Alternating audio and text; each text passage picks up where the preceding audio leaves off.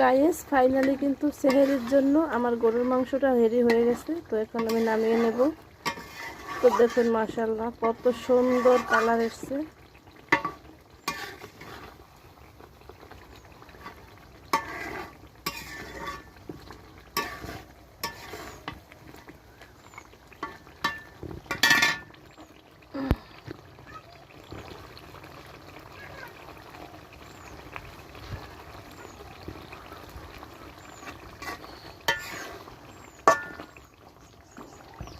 তো ফাইনালি কিন্তু নামিয়ে নিলাম। তো দেখুন মাশাআল্লাহ কত সুন্দর কালার আসছে, দেখেই মন ভরে গেছে।